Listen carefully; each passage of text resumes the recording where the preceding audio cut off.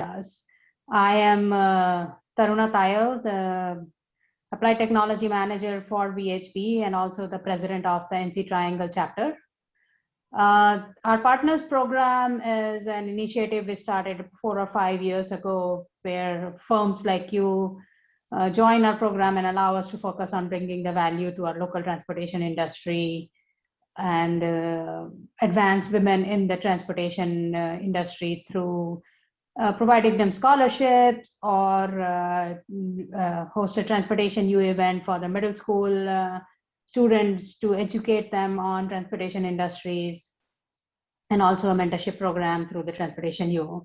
We also host a monthly breakfast series and many other events, luncheons and awards gala and other things like that. Before we start the panel discussion and the presentation from our panelists, I would like to recognize the partners and their level of commitment to our chapter and our mission of advancing women in transportation. Our guardian level sponsor, VHB, a champion level sponsor, VHB, our guardian level sponsor, SNME, advocate level sponsor, Arcadis, Stewart, HDR, Gannett Fleming, Dewberry, Simpson Engineers and Associates, and WSP. Our patron level sponsors, CH Engineering, RK&K, Volkert, Ramey Kemp Associates, Mark McDonald, JMT, Three Oaks Engineering, STV, Stantec, and Lochner. Our supporter level sponsors, Benesh, Martin Marietta, RSNH, and Atkins. And thank you all the partners for their continued support of WTS's mission. And on behalf of the NC Triangle chapter, please enjoy the presentation on diversity, equity, and inclusion initiatives that our partner firms have been working on at their firms for various years. And these programs have helped us achieve our mission of recognizing individuals and firms who are making a difference in our local transportation industry. And we are very pleased to present a special panel of speakers who share our joint mission. And now I'm going to hand it over to Ashley Bush, who is going to facilitate the panel discussion and the presentations. Ashley. Thank you so very much, Taruna. Hello, everyone. Again, my name is Ashley. I am with AECOM, and I serve as the Diversity, Equity, and Inclusion Chair for the Triangle chapter of WTS. So today we have 12 partners and 13 panelists here to present their DE&I work. So if you have questions throughout their presentations, please put them in the chat. I'm going to be monitoring that, and I will sort those questions as to who that question will go to at the end. So just to make sure we have enough time, we are going to ask those questions at the end. But without further ado, let's get started with our first speaker, Erica Sutton. Erica is a transportation designer at VHB with just over 3 years of experience in the industry. She currently serves as the co-chair for IDEAL, which is VHB's Employees Resource Group. She also sits on VHB's DEI Steering Committee, which is working to establish VHB's long-term DEI vision and initiatives. Erica? Thanks, Ashley. Hi, everyone. As Ashley said, my name's Erica. So just a little bit about VHB before I jump in. So we have about 30 offices along the East Coast, from Maine all the way down to Florida, and we provide a variety of services and markets. If you go to the next slide, please. A variety of services and markets, including transportation, land development, planning and design, environmental, and applied technologies. So I'm going to talk a little bit about VHB's Employee Resource Group. Next slide. Which is VHB IDEAL. If you go to the next slide, please. And IDEAL stands for Inclusion, Diversity, and Equity Alliance. And so basically it's an employee resource group that, as the name suggests, focuses on promoting diversity, equity, and inclusion. So next slide. Ideal was actually founded in 2018, but the conception for the group started around 2017. 3 women actually founded Ideal. We didn't really have any sort of diversity or inclusion focused group at the time, and so they started talking to different people and seeing how we could implement something like that. One thing that was helpful when creating the group was to create a charter, which really laid a solid foundation for the group. So how would Ideal function? What kind of goals do we want to set? Laying out like the leadership responsibilities. So right now Ideal has 4 co-chairs, so myself and 3 others. And then we also have what we like to call Ideal champions, which is basically just a representative in each office. So for example, the Orlando office has an Ideal champion that can serve as the point of contact for folks in the office who might have questions or want to get involved in Ideal, and who can help kind of on the ground with any monthly initiatives that we might be doing. We typically have monthly meetings. Usually we'll have some sort of main discussion piece. So usually we try to stick to whatever monthly observance is happening that month. So for example, for Pride, we had a topic that related to Pride, or it could be something related to Black history, or any number of other observances that happen. And so we try to keep the discussions pretty educational and really just give people a space to just kind of ask questions and all learn something together. Next slide, please. And you can go to the next one. So I'm just going to show a few events and campaigns that we've done over the years. So this is from our International Women's Day, actually right before the pandemic happened last year. It's one of the last in-office events that we had. Every office was sent these boards that had the question, how will you help forge a gender equal world? And so people were able to post their answers to that throughout the day. Next slide. For Women's History Month, we put together a panel of women at VHB. Taruna was actually on that panel. So it was just women who represented different disciplines and years of experience at VHB, different years of experience in the industry. So they were able to share their career stories and share some challenges that they may have had to overcome. So it was just really inspiring to hear from them, and just to hear some encouragement and ways to navigate the industry. Next slide. For Pride, we sent every office flags, so if people wanted to, they could put them at their desk. This year, we're actually doing a virtual / in-office, depending on where people are, Pride party. So we're looking forward to that next week. Next slide. And then we also utilize social media a lot. So we've done different campaigns for Hispanic Heritage, Black History Month, Veterans History Month, or Veterans Month, excuse me. And so we'll typically put out a call for volunteers, and usually that will have some sort of questions or prompts that the people who volunteer can answer. So it's just a cool way for us to get to know our colleagues and learn more about what's important to them. Next slide. So just a few lessons learned in the 3 years that Ideal has been around. Next slide, please. So this is an employee resource group, as I said, so it is very much a grassroots effort. However, leadership support is really essential to the success of this group. Without having managers or higher ups or even our CEO coming to these different discussions and participating in some of the social media campaigns, I don't think the group would be as successful as it is. I think, especially as someone that's like younger like me, I definitely look to leadership to see where on their priority list diversity, equity, and inclusion falls. So if I see them taking the time to attend different meetings, I think that really speaks a lot of volume. Be able to adapt. Ideal has grown a lot in the past year, largely due to the social and racial injustices that happened last year. So when we first started the group, we opted not to have separate affinity groups. So like a group for Black employees, a group for LGBTQ+ employees. Quite frankly, we didn't have the numbers for that, but we also wanted to kind of tackle the idea of intersectionality. So if someone identified as being a part of more than 1 or 2 of those groups, they wouldn't have to choose what was more important to them. But because we've gotten so big, that is something that we're looking at now. So just be able to adapt and listen to what it is that you feel like your employees need if you are looking to start an employee resource group. I don't really think there is a right or wrong way to do it. So just whatever you feel like is best for the people that are involved. As far as retaining engagement, I think the influx of Zoom and Teams calls and whatever other platforms there are out there that people have had to hop on has taken a toll for sure. So we try to not do a heavy topic every month.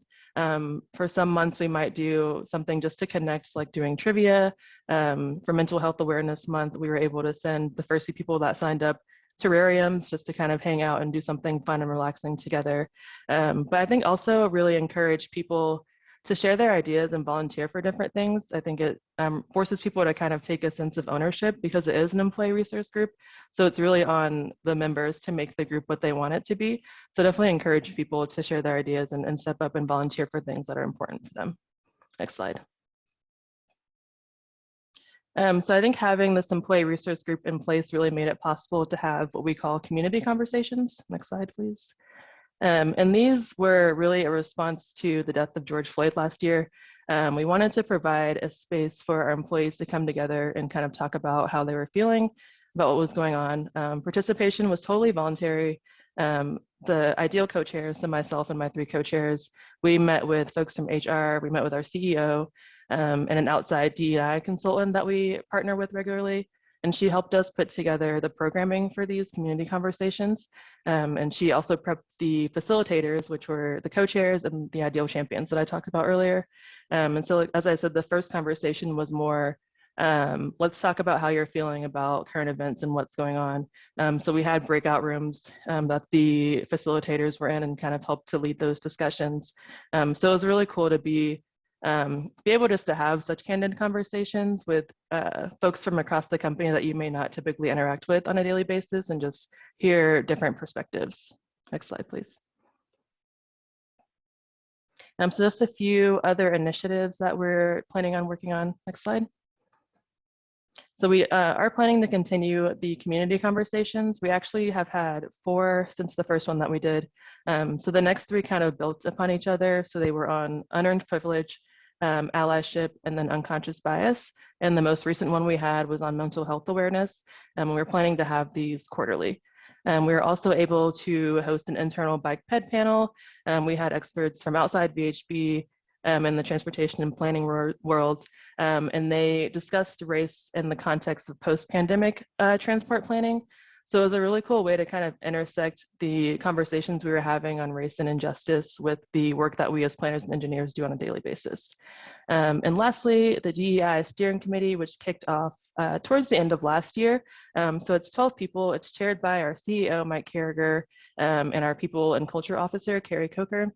So I'm actually on that committee. And so it also includes a couple of managing directors, an external board member, and then some other representatives from some of the other employee resource groups like our emerging professionals. And so basically we are just working to establish our long-term, VHB's long-term D&I initiatives and goals. So from things like recruiting to supplier diversity. So we're covering a pretty wide range of things. But that's all I have to share with you all today. If anyone has any questions, feel free to reach out to me directly and follow VHB on the next slide at the following @ if you want to keep up with us. Thanks, everyone. Thank you so very much, Erica. That was great. Our next speaker is Nathan Powers. Nathan is the Senior Manager of Human Resources Operations and Workforce Analytics at a Raleigh-based engineering firm, SNME. Nathan works in regulatory compliance, corporate business processes, and employee development. He's involved in diversity and inclusion efforts and is a member of the Inclusion, Diversity, Equity, and Acceptance Council. His commitment doesn't stop when he leaves the office. He's also passionate about providing spaces for all people to come together, which includes working with A Place at the Table, a pay what you can restaurant in downtown Raleigh. And he currently serves as board chair with APAT. So Nathan. Thank you so much, Ashley. At SNME, we are striving to develop a culture of belonging. SNME is an employee-owned firm fostering development and growth with expertise in engineering, design, environmental services, transportation, and construction services. We have approximately 1,100 employees across the Midwest and Southeast. There's been constant progress toward diversity and inclusion. However, as you know, often our progress is too slow. But let me first, before we talk about our initiative, start with a story. When my son Henry was in kindergarten, we were driving somewhere and his voice came from the back seat.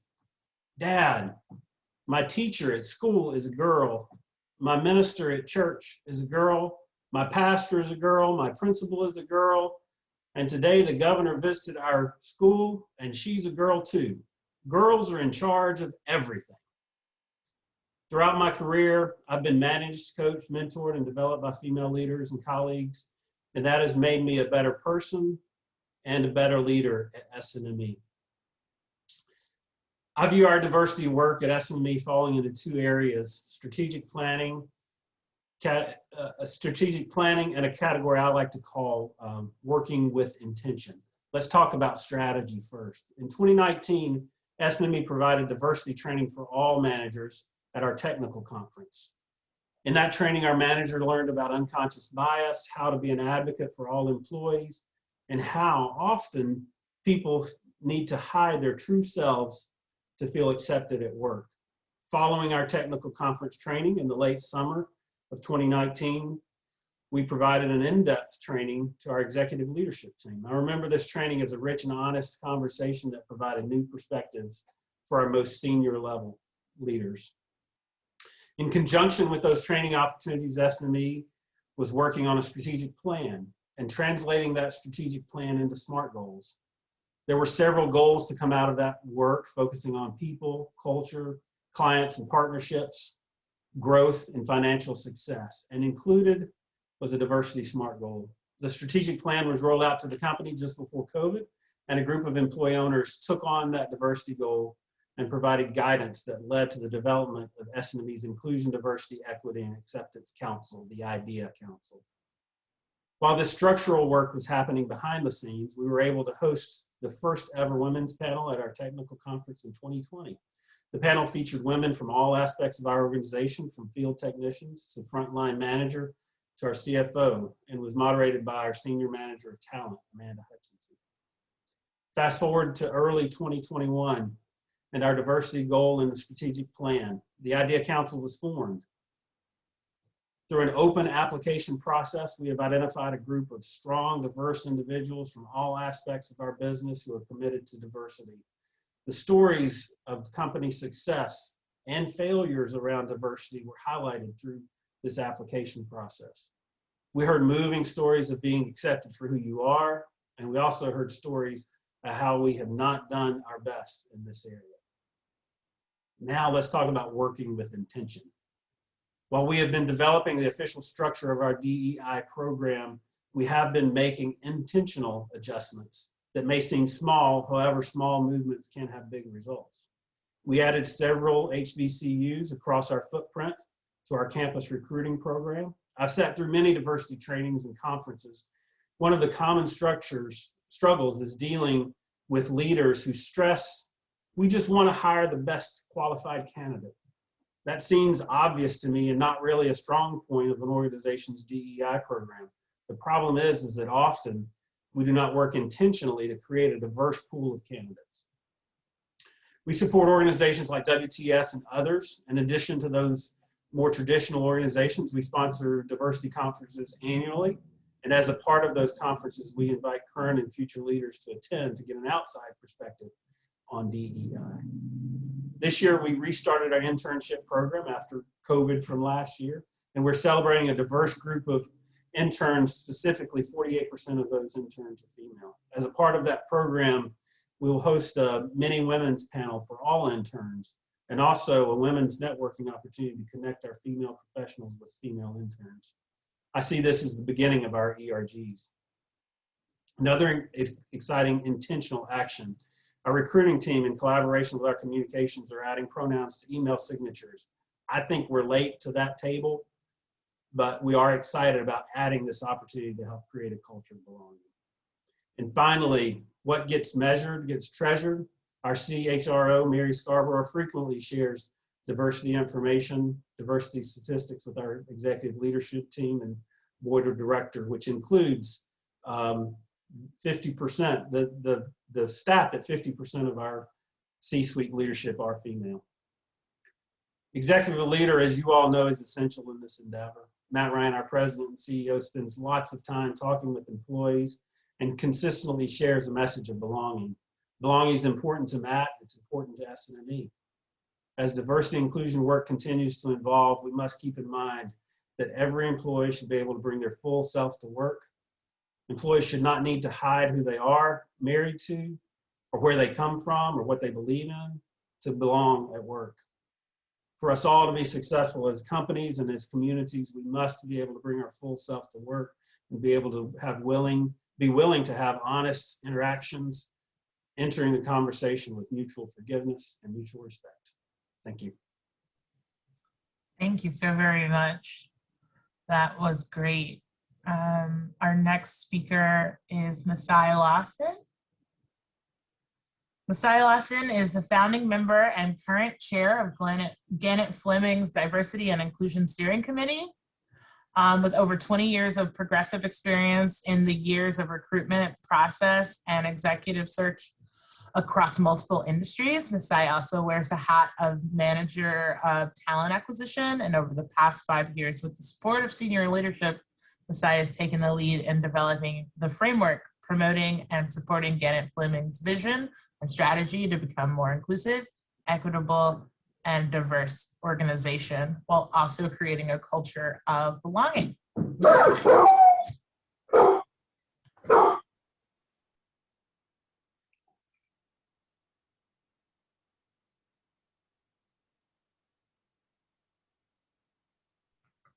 Next slide.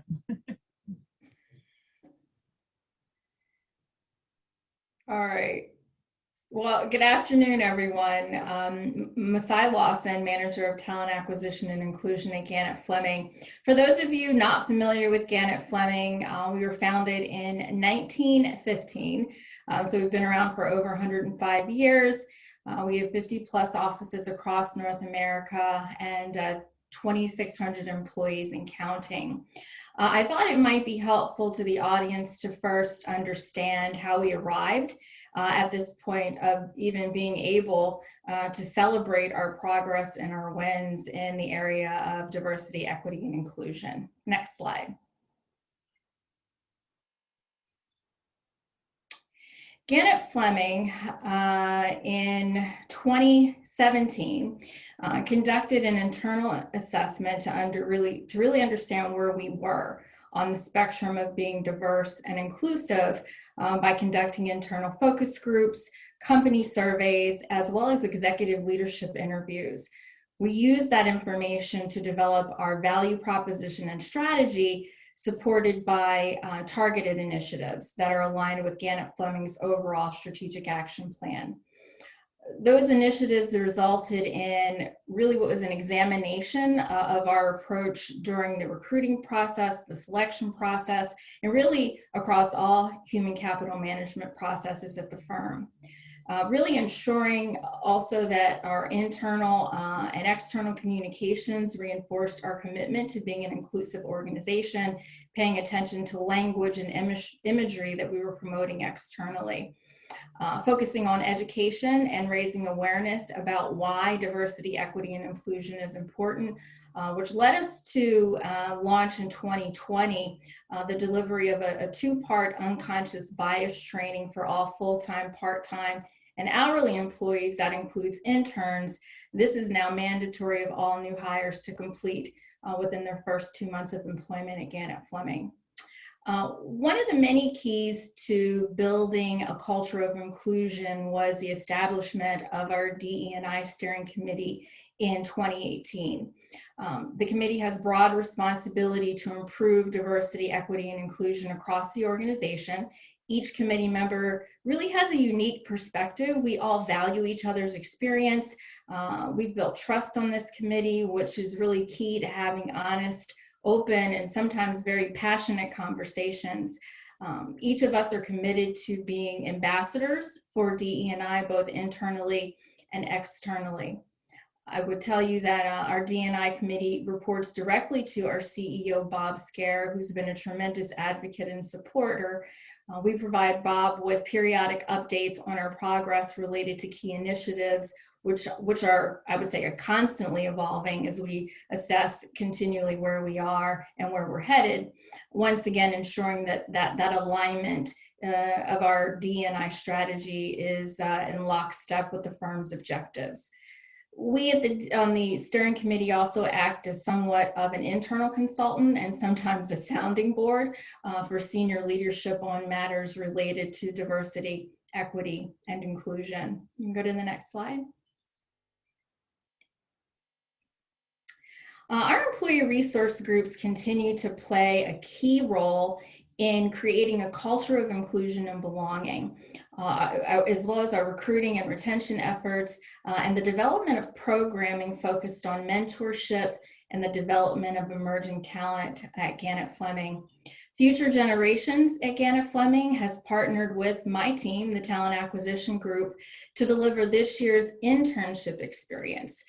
We branded this program as the Excel FoodGen Buddy Program. So here, members of FoodGen, which are simply stated young professionals at Gannett Fleming, are paired with interns in an effort to build relationships that offer encouragement, guidance, and connection with an emphasis on promoting our culture.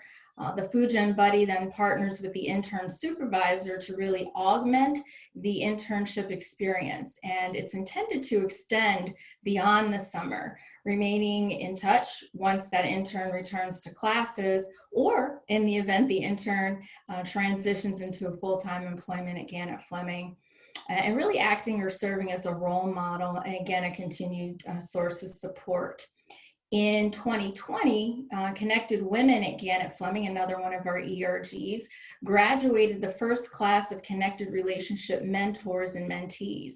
This mentor program was created with the goal of developing a mentor-mentee connection and helping to support them by fostering a creative, encouraging, and really what ended up being a mutually beneficial relationship. The Connected Relationships Mentor Program cultivated relationships between individuals who otherwise may have never had the opportunity to meet and learn from one another. This included individuals who might have worked in shared services in HR, connecting with engineers, or people from accounting, connecting with architects. The coursework included career management, professional growth, leadership, and business development, as well as marketing. The program, thankfully, has been expanded and is continuing in 2021 with 2 classes in partnership with our military veterans at ERG at Gannett Fleming. We began our Pride Month celebration on June 1st this year by launching our 4th ERG, the LGBTQ+ ERG at Gannett Fleming. We had a very, very dynamic speaker, Jessica Hallam. She's Outreach and Engagement Director at Harvard Medical School, who also served as an advisor during the first Obama administration's LGBTQ+ advisory committee. It was a really dynamic, insightful, very thoughtful presentation, and a wonderful way to acknowledge and commemorate the launch of our most recently formed ERG. Oh, you're going to stay on that slide, I'm sorry. In 2020, Gannett Fleming published a diversity and inclusion calendar and began to formally recognize cultural observances and events such as Black History Month, Ramadan, Women's History Month, just to name a few. In early 2020, we decided to kick it up a notch. We put out a call to action to every employee at every level of the firm to participate in our Lift Every Voice series, where we asked our employees to record and submit a short video of themselves responding to a list of questions acknowledging those 10 observances through 2021, as well as their thoughts on why DE&I are important to the future of this firm.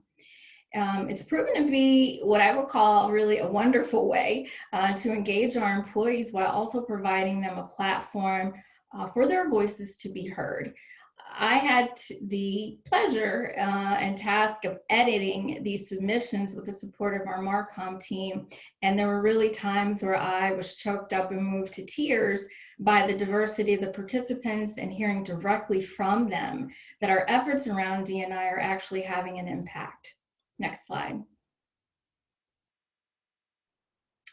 In 2020, I'm sorry, you can go back to the other slide. I want to mention our previous scholarship. There we go.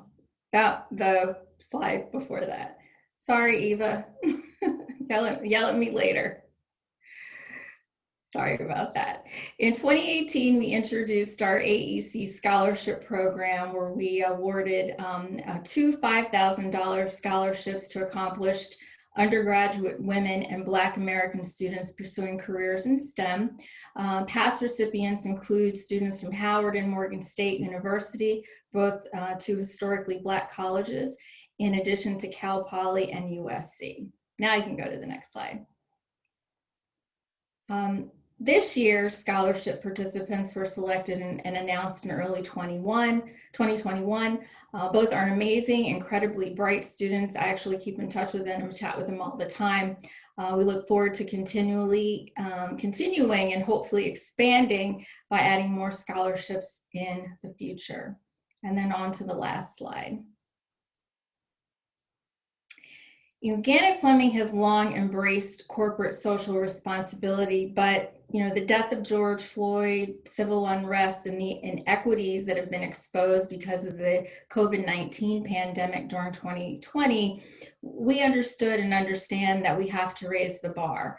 Our CEO and chairman, Bob Scare, responded quickly and forcefully to speak out against systematic racism, police violence, and racial justice through a message sent to all employees following those protests across the US in May of 2020. Again, at Fleming, we are continuing to evolve our mission as it relates to corporate social responsibility with the engagement of an external consultant to really have a much more focused and stronger emphasis on equity. We've just begun to scratch the surface, and by no means have we figured it all out. But as we strive to evolve to that next level, we will continue to focus on authenticity, being thoughtful and intentional in our efforts, and continuing to fight the good fight. I thank you for allowing me the opportunity to share some of the highlights of Gannett Fleming's journey to creating a more inclusive culture. Have a great day.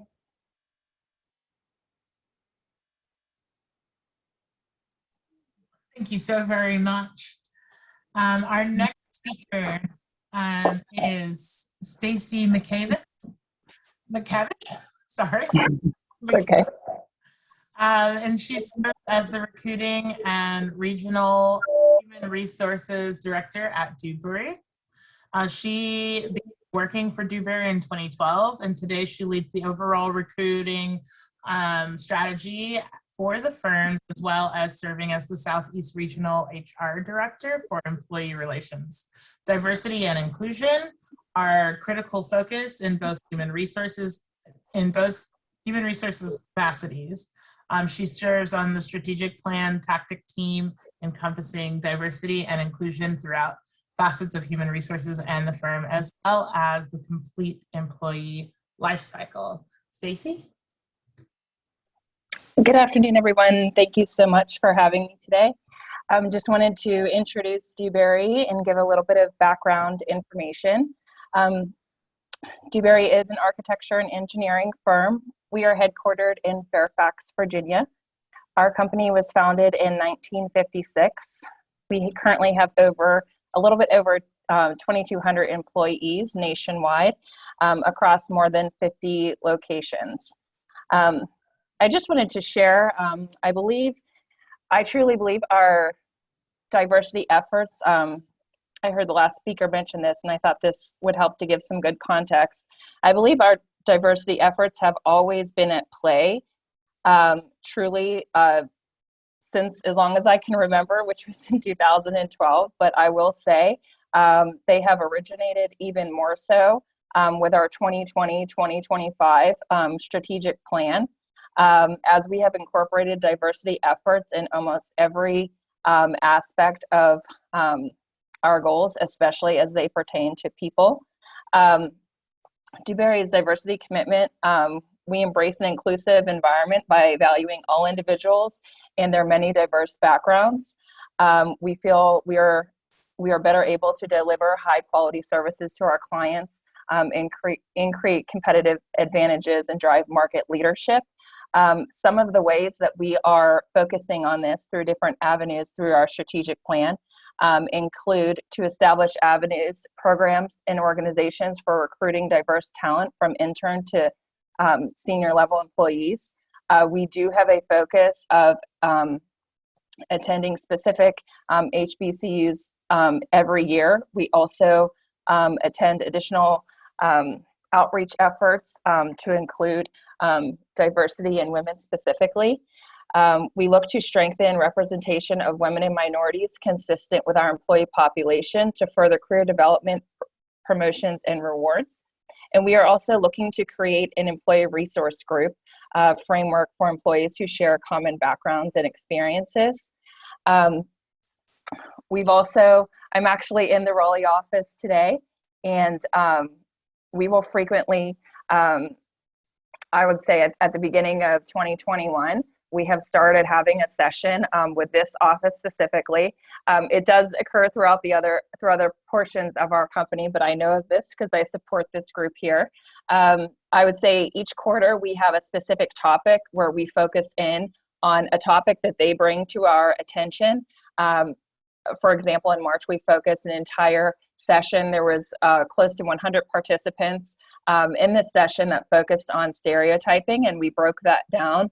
And really just, we will present on a topic and then we will open it up for discussions and questions. Last week, we also presented on another topic, microaggressions, just to really educate and help inform, and also open that up for questions and comments and personal testimonies. In addition to our quarterly presentations and discussions that we also have monthly, they're called coffee chats, and really what those are, they are smaller group sessions where we feel that folks may feel more compelled to be able to express themselves in a smaller and more intimate environment versus an environment where there is, nearly 100 people sitting in a room or on a Teams discussion. And so those have been proven to be effective. We have hired an outside external consultant to help steer us in terms of forming our employee resource group. I will say we are starting small in that aspect, but we do have an outside consultant helping us steer that in the right direction. We have an employee focus group also helping to help steer that in the right direction, just get different perspectives across the firm from all different sorts of geographies as well. I do lead the recruiting efforts at Dewberry. We are partnered with various vendors that help post each and every one of our postings full-time and part-time to a variety of diversity partners to include making sure that we are covering all aspects and making sure that we are considering candidates from a diverse pool. I mentioned earlier that we also are attending a variety of career fairs, Virginia Military Institute, Society of Women Engineers. We also attend several Women in Transportation networking events. A couple of the HBCU career fairs that we have attended this past career fair season, we'll look to do that in the coming years, include Morgan State University, Howard University, Virginia Tech, Society of Black Engineers and Society of Women Engineers, Society of Hispanic Engineers at Rutgers University. We also offer a variety of training sessions that are available to all of our employees. Trainings include unconscious bias and affirmative action workshop are available to all of our employees upon request. We also offer a LinkedIn Learning e-training available for all of our employees on diversity and inclusion and unconscious bias. Some of our more popular e-courses will include skills for an inclusive conversations, managing a diverse team, unconscious bias, communicating about culturally sensitive issues. We also have a commitment in terms of compensation to focus on pay equity for women and minorities specifically during our annual merit process when all positions are priced appropriate to market and during our compression exercise. And I mentioned we also our focus that we have on employee resource group in the continued energy that is currently receiving at Dewberry.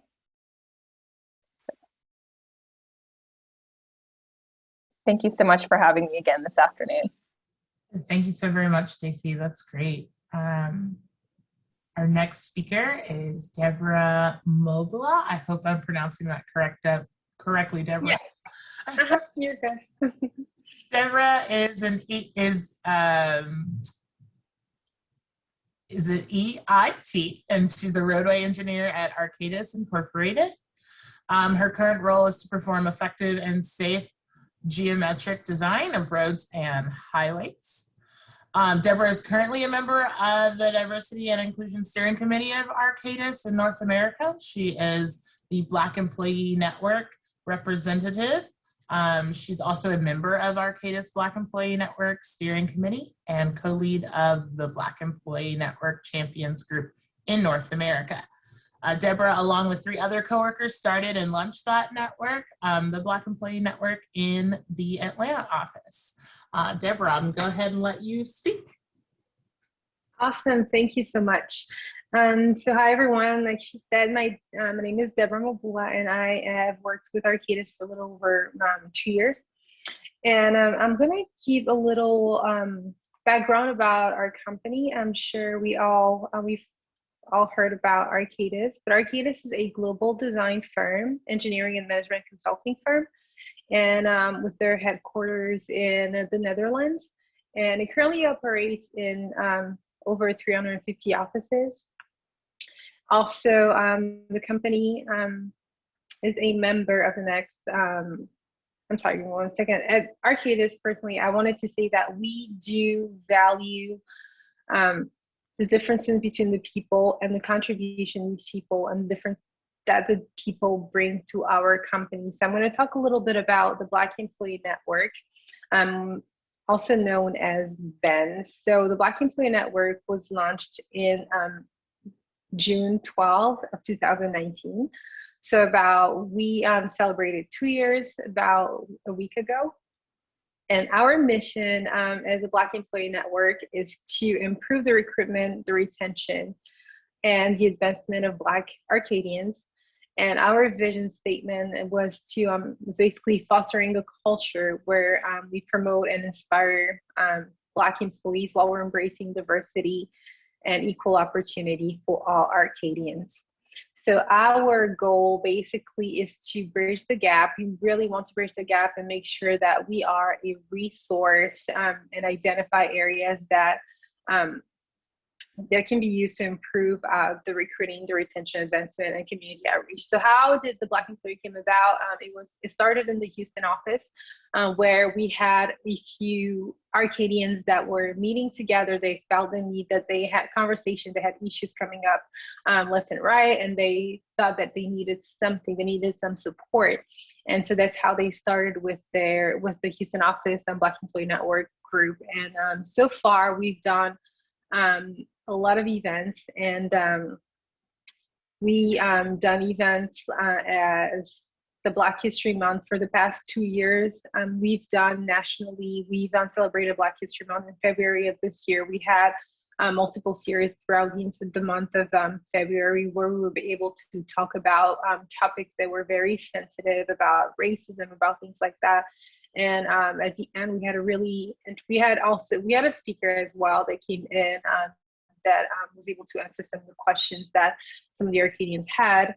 But also we had a series at the end was Uncomfortable Conversations with Black Women. I don't know if any of you do follow Emmanuel Acho. I think it was inspired by Emmanuel Acho. He's a former NFL football player that had started this on YouTube, and I think he wrote a book about that. But then it was a platform for people to be able to speak about certain topics that were pertaining to our company and to Black Arcadians and to the company overall, basically. And we've done a few college career fairs, info sessions, we've had guest speakers, and also we've had community outreach initiatives. Right there on the pictures you can see. Since last year, we know that since everything has been virtual, we've been able to partner with some of the schools, but then we've only been able to do that virtually. But so far, it's been great. It's been a success being able to connect with some of the students in the schools and career fairs, and basically talk about our company and be able to pull some great candidates from those schools and be able to get some of the best out of their the best students basically out there at those universities. And we think it's really important to have these EHEC's affinity groups in our companies, because we believe that sometimes students will have moments where students would come to career fairs, and when they don't see any representation, it's kind of hard for them to even approach us. And they would, we realized and we felt like they were more open and more, they're more open to asking questions and less intimidated when they could see that there was representation in the career fair, in the group of people that were actually interviewing. They were actually, you know, reaching out to students and actually having those conversations with them.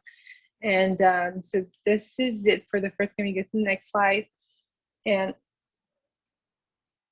I want to talk about the Ben Champions group. So that's the one that I am personally co-leading with one of my colleagues, but she's in the Houston office. So we started this group about 3 or 4 months ago, earlier this year in February. And the idea of the Ben Champions group was basically to have a group of Arcadians that would be available to reach out to some of the schools. And initially we wanted to reach out to HBCUs, and because we felt that that'll be the best place to get a better, like a group of diverse candidates. So we reached out to those schools and we're partnering with them. And so far we have Prairie View University, Prairie View A&M, we have Florida International, we have NJIT, we have Morgan State. We also have NCANT and the Ohio State University. So we have been able to have conversations. We've been able to have informational sessions with the students. We've been able to hire some of the graduates from the schools. And what we personally realize is that we have had great support from leadership. We've had great support from all the recruiters. So basically every individual, every champion sits about a group of 7 to 10 Arcadians, and they are partnered with one of the recruiters, and they work together in order to, set up events and, reach out to the schools, reach out to the students, see what their needs are, and try to be intentional about responding to those needs. Because most of the time I feel like in when it comes to DE&I, we want the people to reach out to us, but then we thought that it would be a better idea to turn that around and basically use our time, our energy, our efforts to actually go and reach to those students that may never do that if on a regular basis. They may never have the opportunity to talk to some of the schools. And we've had instances where students they had never heard about environmental engineering or civil engineering, and even we start early because we feel like if we get them at a very early stage of their college career, they will have an idea of where they want to go, and so they have an opportunity to actually be able to explore those different opportunities that we offer at our company. So that's one of our strategies, is that we want to start early and we want to keep that relationship continuing. We don't want to just let them know, hey, we want to hire you. We want to build those relationships.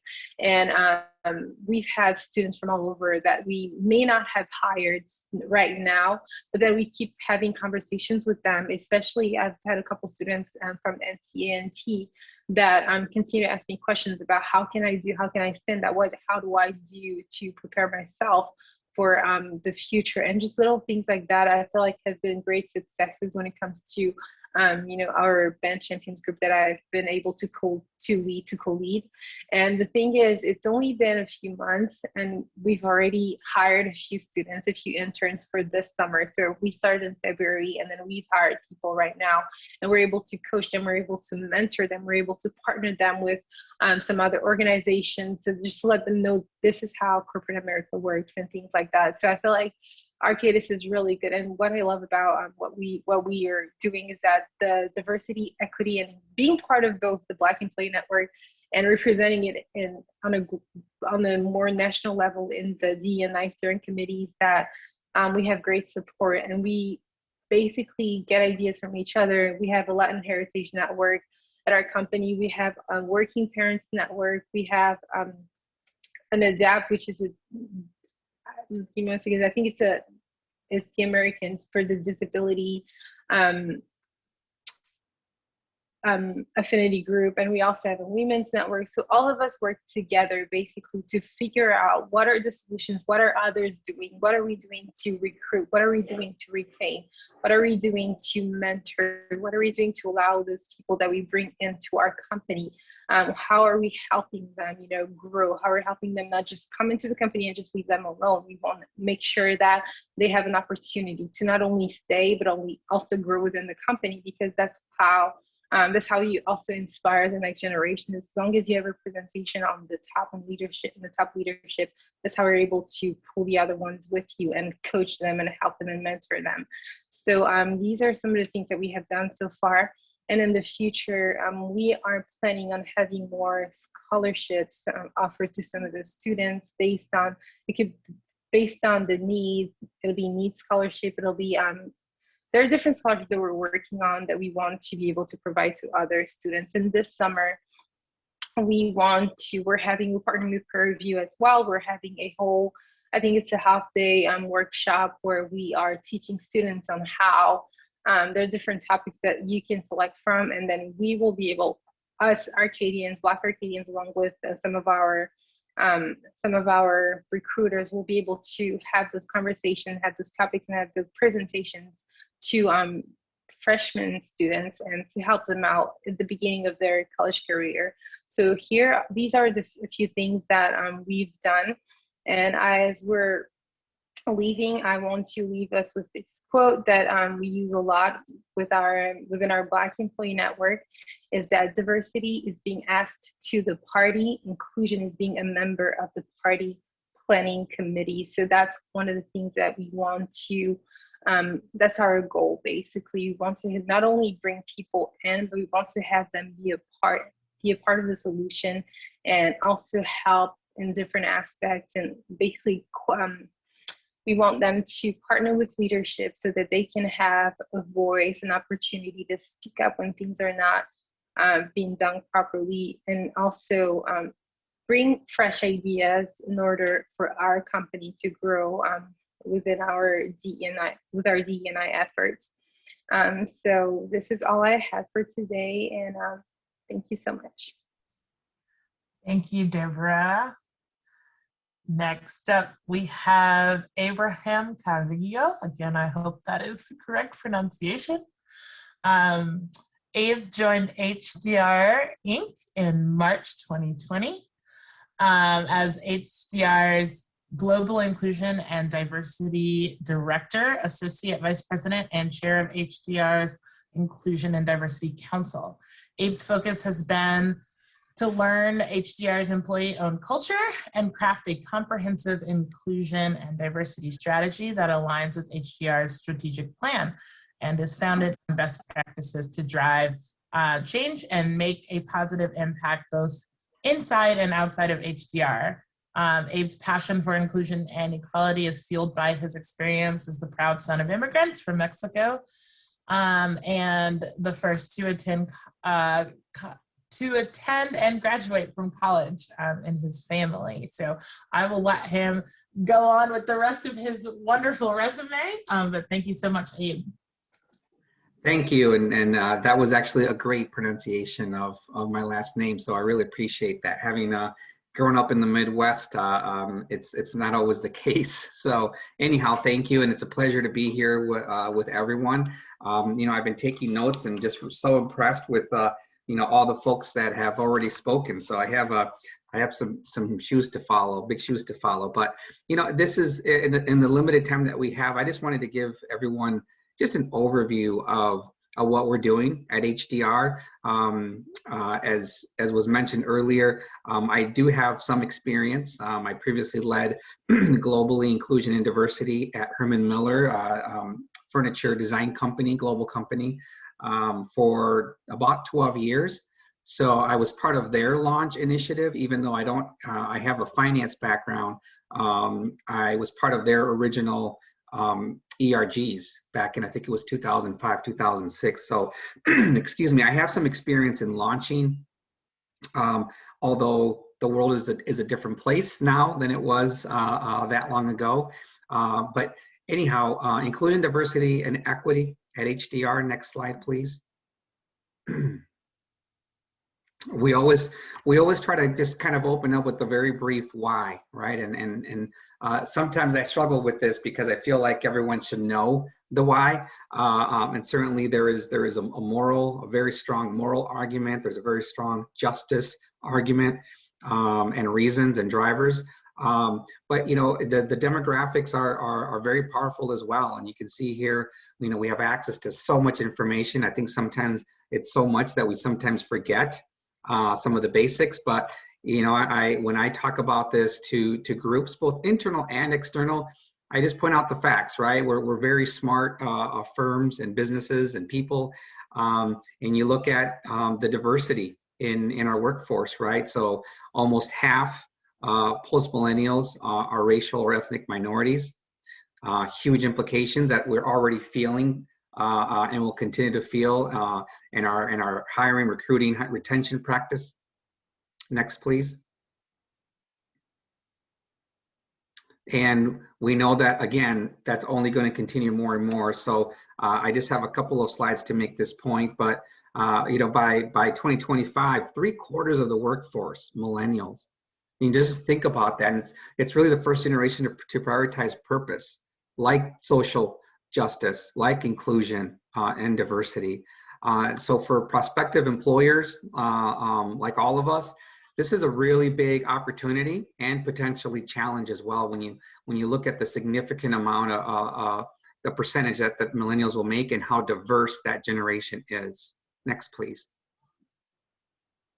So we have a team. I joined HDR and this industry. I've been very privileged to have done that. We have a team of 3, including myself, Lydia White, who's one of our managers, and then Don Sorensen, who's our analyst. And I think I wrote that down. I loved the measure. What gets measured is treasured. I always say what gets measured gets done, but treasured is actually even a better way of saying it. So I wanted to make sure that when I created this team, this is the first time we've had a team dedicated to this initiative, that we had somebody that had the ability to create dashboards, data, and so that Don is really focused on that. Next, please. So I spent the first year learning, or at least I thought I would have a year or so to learn and listen. Of course, joining in March as a global pandemic, COVID hit, and then the social justice issues that you know we faced and still face today, but certainly came to a fever pitch last summer. Really focused us to not only evaluate, but also just jump right in and start creating the messaging, which I know you've already heard other firms do. But as we began to plan ahead, we really wanted to take a strategic approach, right? There was definitely some tactical things we had to move very quickly. I've heard some of my other panelists talk about launching their initiative and their ERGs. I had the privilege of knowing Dr. Robert Rodriguez for a number of years, and so we actually used his 4C model, or are using his 4C model, to guide our new ERGs and also our overall initiative. I believe it's very important to stay focused, to be disciplined. There's a lot to do, and so we've chose this model for not only its simplicity, for its ability to keep us focused and accountable for our initiatives, and in longer term to be able to benchmark with other companies as well. So the 4 C's consist of career, commerce, culture, and community. It's like having a portfolio management tool where you look at, you know, what percentage are your ERGs or your overall initiative focused on? Is it career? You know, the talent life cycle? Is it commerce, connecting with clients and external stakeholders? Culture, your internal awareness, your systems, your training, your leadership competencies, etc. And then community, you know, those external focuses and networking, whether it's collaborating with nonprofits or other community stakeholders. Next, please. So Part of it is structure, right? You need structure. So I talked a little bit about measuring, and we're currently developing those metrics and dashboards. We know we use the 4C model. HDR has had a DEI council for a number of years. It was smaller, and it didn't have the executive leadership to really drive it forward. So we kind of revamped it a bit, and currently this is the council that we have in place. So I am the chair for the council with a direct report to our CHRO and a dotted line to our CEO. And we have 8 employee network groups. So each of the chairs are part of this council. We have regional leads, including our global partners. And in HDR's case, we have a business group lead from each of our 6 business groups. Next. So I mentioned we call them employee network groups, ERGs or ENGs. So these are the groups that we have. We've had our young professionals for, gosh, I think almost 15 years now. And we had other informal groups. We wanted to make them all formal. And so each one of them has an executive sponsor that's part of our executive leadership team, or one level down. We create an executive steering team that is led by our CEO. And so I meet with them often, at least once a month, usually at least twice a month, 1 or 2 times per month. Last year we were meeting on a weekly basis. But these groups, we actually just had a formal enrollment process a month ago. And we have over 10% of our company that signed up for these groups. So we're very excited about launching all of them, working as a council to create a strategic plan for HDR. Next. So this is, I'll kind of end with the quote from our CEO. It's really important that we build upon the best in all of us. At HDR, we say that, our goal is to have the best me, best we. And the way that I kind of link it to our inclusion and diversity initiative is that the best me is that diversity that each one of us brings to the table. My background, my gender, my ethnicity, my country of origin, et cetera, et cetera, et cetera. The best of me and it really correlates with the best of we. And the best of we is harder because we're all diverse, right? And I started with the demographics, and we know that we are going to be more diverse as a society, as organizations. The best of we is the culture. That's the inclusion. That's making that mixture of diversity work. And what I tell our leadership team is diversity is going to happen. And there's a lot of studies that, I'm sure I've heard of. McKinsey has a great one from, I think, 2018, 2019, that looks at the ROI of having a more diverse organization. So our choice is, do you want to be that diverse organization that is well managed and inclusive? Or do you want to be that diverse organization that's not well managed, probably not very sustainable, and not very effective or innovative? That's the choice we have. So diversity is not a choice. Inclusion is the choice. And so with that, I'm happy to answer any questions, I guess, at the end. But that's really kind of a high-level overview of what HDR is doing and what I've been up to over the past year. Thank you. Thank you so very much for that. Our next presenters are both from Stewart, Ashley Hales and Elizabeth Phelps. Ashley is a civil engineer at Stewart, and she chaired Stewart's Racial Equity Committee and now chairs Stewart's DEI Committee. Elizabeth Phelps is a bridge engineer at Stewart, and she's been involved in Stewart's DEI Committee since its inception. Elizabeth has also been a member of WTS for several years and is currently our events chair. So welcome, Ashley and Elizabeth. Thank you for the introduction. We're excited to present today. Next slide, yep. So in June of 2020, Stewart employees established the Racial Equity Committee. Our goal was to create a space to share resources and have hard conversations about race in a safe environment. We wanted to have a positive impact on the community and at Stewart. To help organize our ideas, we separated into 6 focus areas: education, community service, HBCU involvement, hiring, retention and promotion, vendor and supply chain outreach, and political advocacy. The committee achieved a lot in a few months, like establishing voting time off and initializing a process to verify the diversity of our vendors. However, we soon realized the committee needed to expand our reach, so an official diversity, equity, and inclusion committee was formed. DEI has always been at the core of Stewart's values. For those of you who may not be aware, Stewart is a roughly 200-person civil and landscape design, structural design engineering firm headquartered in Raleigh, but with offices that span as far east as Wilmington and as far south as Columbia, South Carolina. And so in merging the two committees, the Racial Equity Committee and the Diversity, Equity and Inclusivity or Inclusion Committee, we knew we had big shoes to fill. While the Racial Equity Committee encouraged and promoted diversity and equity racially, the DEI Committee encompassed not just race, but also gender, veteran status, disability, and age.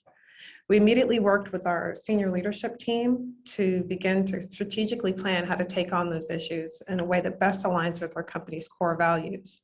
You'll see on the slide, there's a large pyramid there, and that pyramid represents our core values that we use an acronym to identify known as THREAD: trust, humility, respect, excellence, accountability, and discipline. Next slide, please. From that strategic planning session that we were guided through in working with our senior leadership team and acknowledgement of our core values, we came away with 4 goals.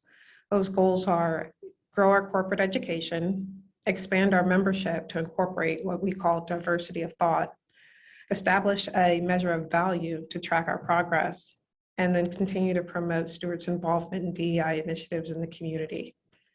We then took our team, many of which were also members of the Racial Equity Committee, and divided them into 4 goal groups. And then those 4 goal groups each got to work. So far this year, we've already made large impacts in the community. We've established a partnership with Dress for Success. We've begun accepting applications for our first scholarship at North Carolina A&T University. And we've supported Triangle Bike Works, a local organization that uses cycling to educate and uplift diverse communities. We've also made a number of impacts within our company.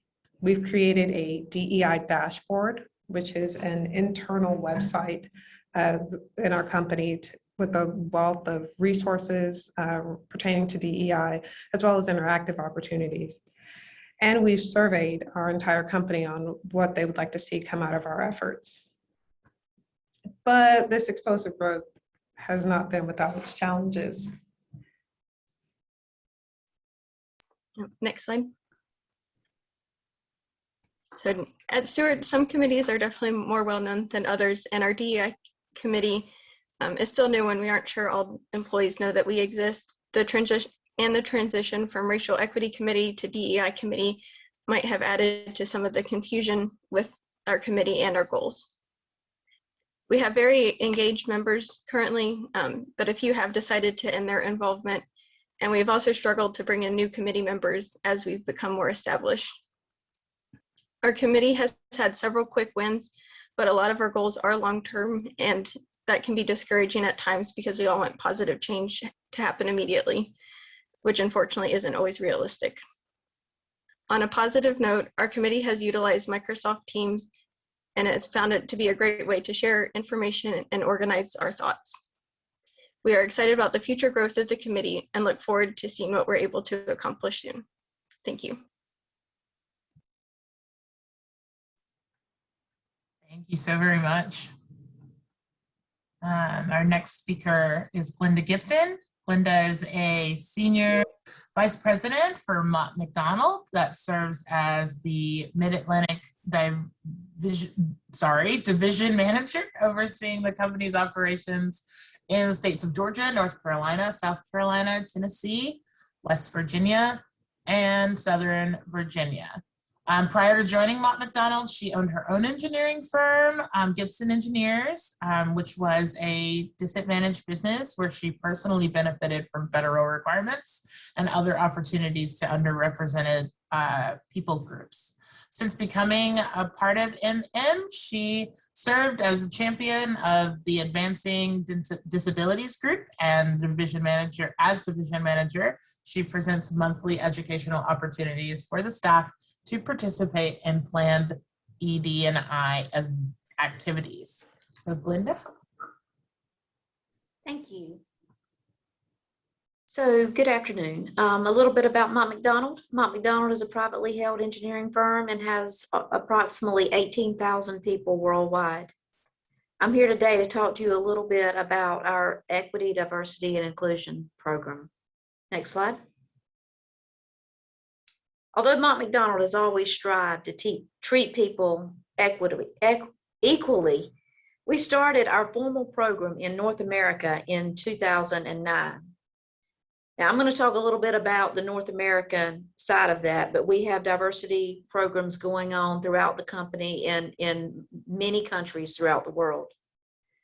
The program has evolved a lot since then, and we now have 6.5 staff globally focused on EDI. Currently, we have many initiatives. Today, I'm going to tell you a little bit about our advancing groups, our peer learning activities, staff support, training, and recruiting. Next slide.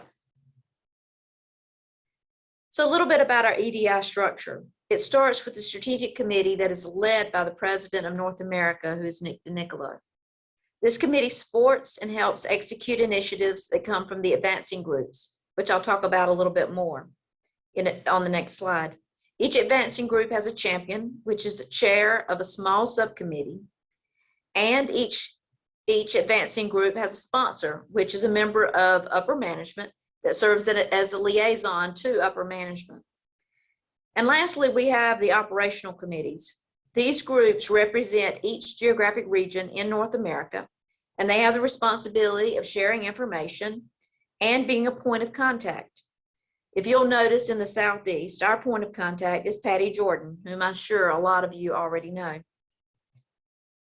In the various regions, we help to educate our staff on the issues facing our advancing groups. Next slide. So we have 6 advancing groups that help promote Advanced North America. First, advancing gender, advancing the LGBTQ+ community, advancing veterans, advancing parents and caregivers, advancing multicultural and race, and advancing disability. Each group focuses on issues facing that particular group and how to help educate employees and management on their issues and how to eliminate and or mitigate those challenges. Next slide. Peer learning is something that we started last year. These are a series of webinars that focus on a particular advancing group and their issues. Mott MacDonald invites internal employees, clients, and experts in various fields to join a panel discussion to brainstorm on how to make things better for everyone. Shown on the screen are some of the webinars that we completed last year and a few that we have scheduled for the remainder of this year. Next slide. Next, we have a variety of methods to get the word out to our staff. In addition to the webinars, which we just spoke about, we offer a monthly newsletter called the Diversity Dispatch. We also have Compass Post. Compass is our internal intranet, but we have Compass Posts that focus on not only our advancing groups, but do a deeper dive into whatever it happens to be going on, whether it's a religious holiday or anything else. Additionally, we do games in the local offices on special days like International Women's Day, which is tomorrow. We have town halls that are led by our president. We have managers meetings that address EDI every month. We have Yammer groups and team sites. And we have a media club discussions, which are led by our advancing gender group. Next slide. Mott MacDonald also offers a class geared toward those that typically conduct interviews. And this class is focused on unconscious bias, which several of the other companies have already spoken about. The class raises awareness of our unconscious bias in an effort to help us overcome those biases so that we can offer the same opportunities to everyone to help Mott McDonald be the best that they can be in the market. Next slide. Which brings us to recruiting. We have several targeted initiatives to help identify and recruit talent from our underrepresented groups. We have joined the National Society of Black Engineers and attend that conference. We have partnerships with organizations like Hiring Our Heroes and Military Spouses.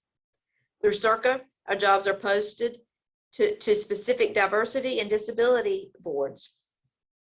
We attend the Society of Women Engineers annual conference, and we are involved in local partnerships with WTS. Next slide.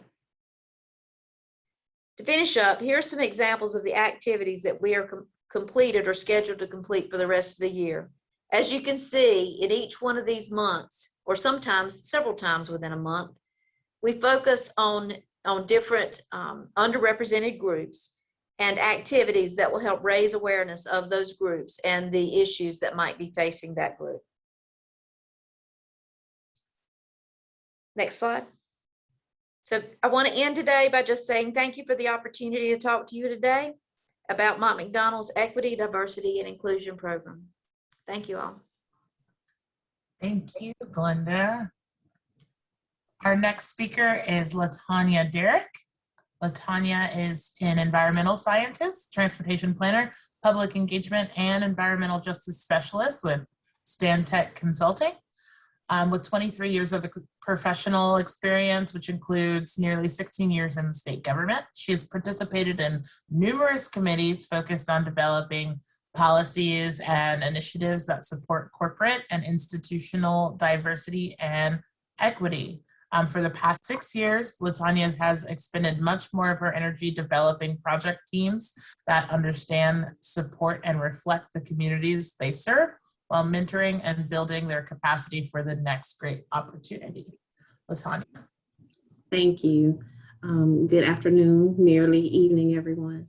Stantec recognizes that diversity is a moral responsibility. It's the right thing to do, and everyone deserves the freedom to bring their whole selves to work without fear of judgment or discrimination. But diversity is an achievement. It's the end goal. The energy invested in reaching that goal is directed towards building an inclusive culture, a workplace that empowers and inspires, but attracts and invites the full spectrum of talent from all over the world into the organization. Next slide. Stantec has many initiatives that support its commitment to inclusion and diversity. Through ongoing volunteering and donations in STEM education, we feel that we can overcome racial bias and provide needed opportunities for minority students in STEM fields. In addition to financial support, Stantecers invest their time to improve classrooms and provide resources to teachers and students that they need to succeed. And that may be either through tutoring and mentoring programs, as well as scholarships for students interested in pursuing careers in architecture and engineering, not only upon entering college, but during their enrollment. Long-term follow-through support is just as important as the education that a student receives. So ending the racial divide in education and career opportunities requires persistence and compassion, and that's part of Stantec's commitment to our community. Inclusion and diversity councils. Members of the I&D Council reflect the diversity that Stantec hopes to achieve across the company.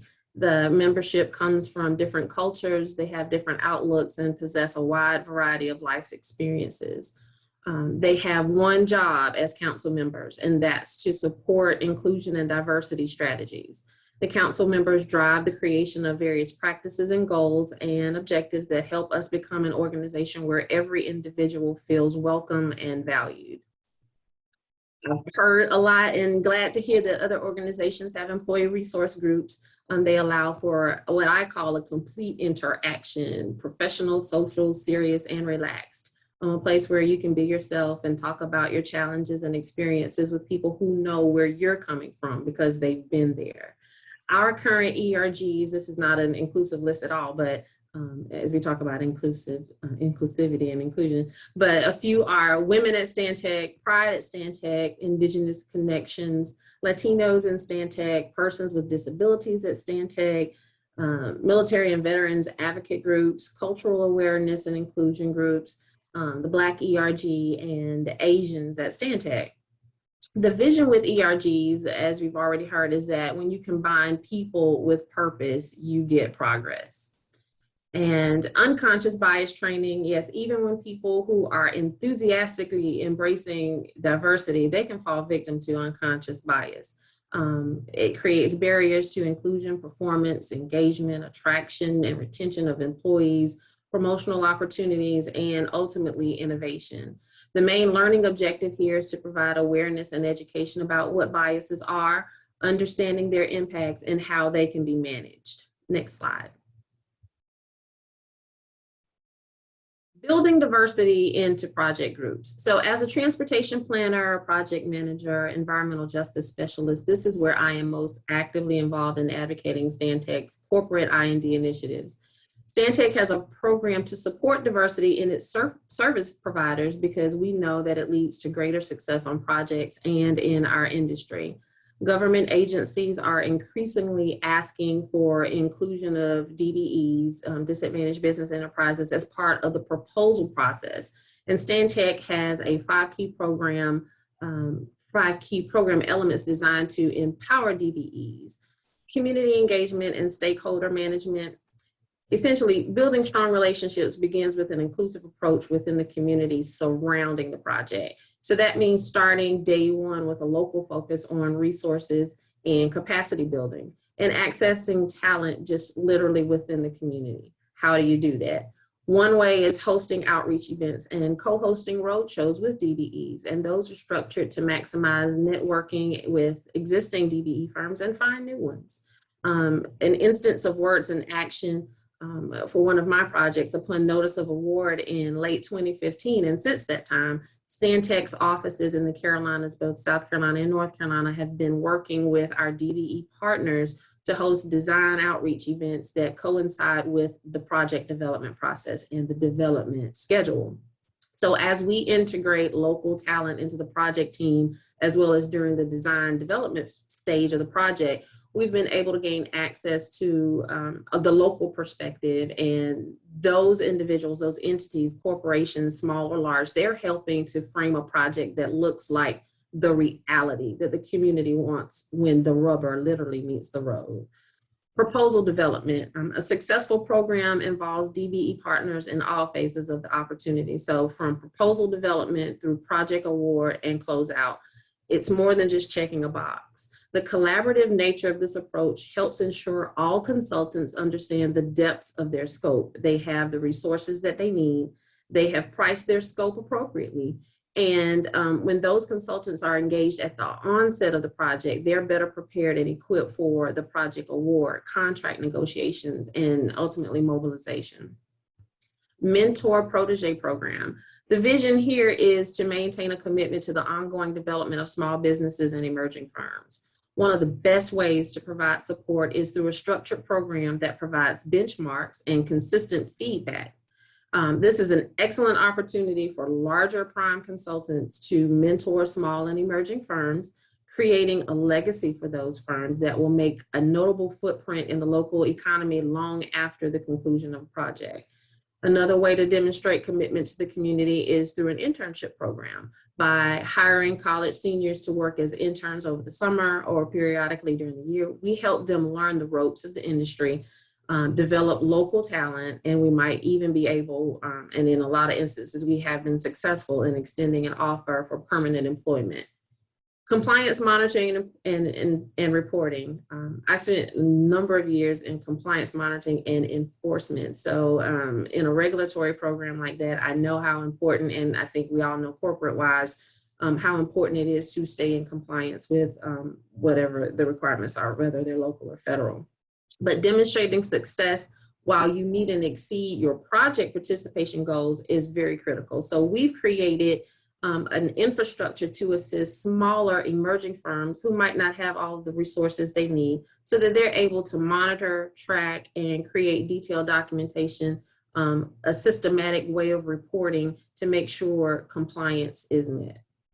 Support services. Small businesses face many common barriers. Consequently, it's important to provide technical assistance, financial guidance, supportive services throughout the project. And this can take the form of capacity and resource building, utilizing consultants within the project footprint, as I stated earlier, and just offering some sort of flexibility, because in all of our projects, the scopes might be similar, but not one size does fit all.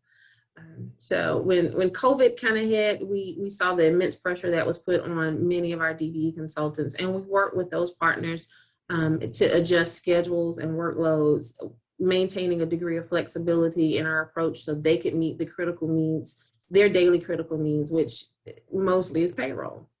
By having a program with a strong foundation supports meeting those unexpected challenges and maintains the structure to realize all types of goals.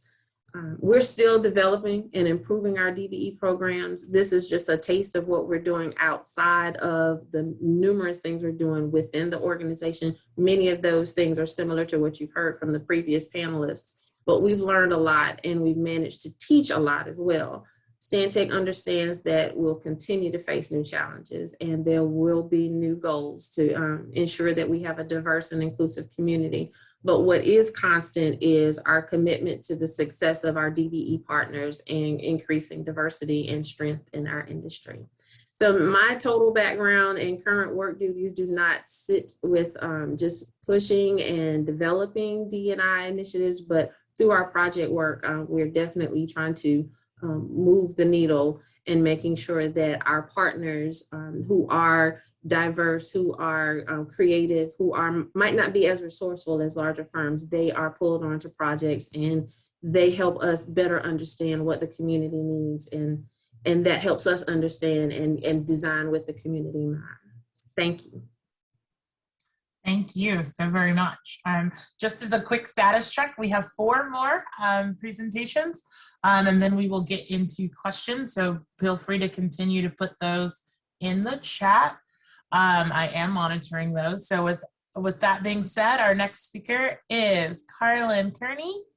Carlin is a project manager at STV in Morrisville, North Carolina office with close to 10 years of experience in traffic engineering and transportation planning. She received her BS in civil engineering at Penn State University and is currently a graduate student at Drexel University studying engineering management. In 2020, Ms. Kearney was awarded an E&R Mid-Atlantic's Top 20 Under 40 Young Professionals Award for her dedication to community service, leadership, and experience. Ms. Kearney is part of STV's newly formed DE&I Council and believes it's important to be transparent and open about the crucial conversations regarding diversity and inclusion in the workplace. Carlin? Hey, if you want to go to the next slide, we knock out the introduction of Satoya and yeah. Back one more. Ashley. Oh no.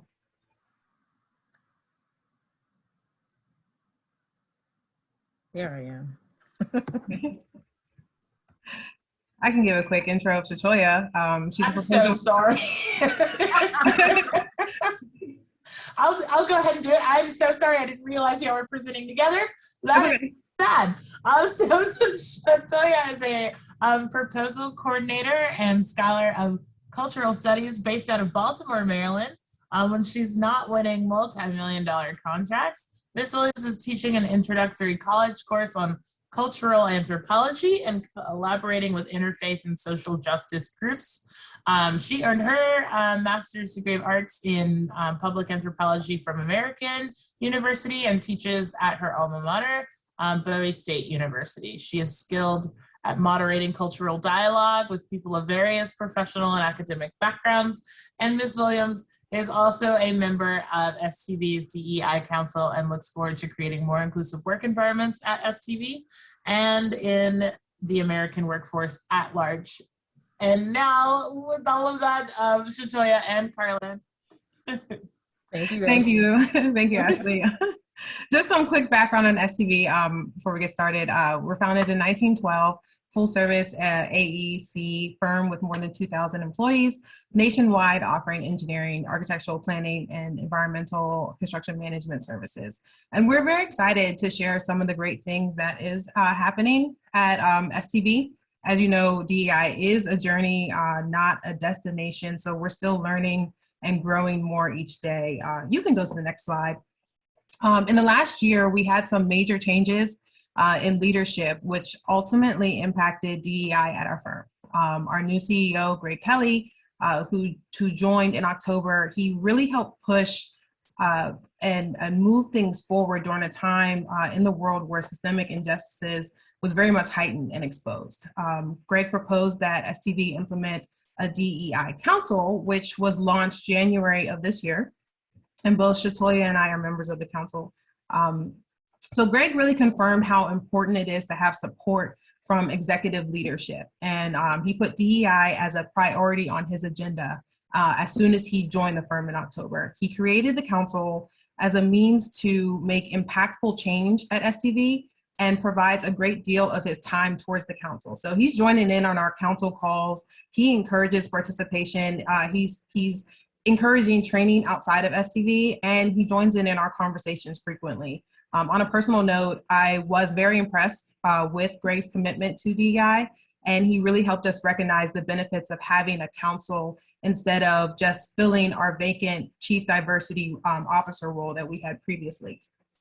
Greg stated, when employees from different backgrounds collaborate, they contribute a variety of experiences, perspectives, and creative ideas, which can lead to innovation and new ways of thinking and problem solving. Personally, I think this is a great culture shift for STV and helpful to the communities and the clients that we serve. This process is a bit slower with the council, but with DEI becoming more collaborative, and it widens the scope of our efforts at a much faster pace than if we were led by one individual. Next slide, please.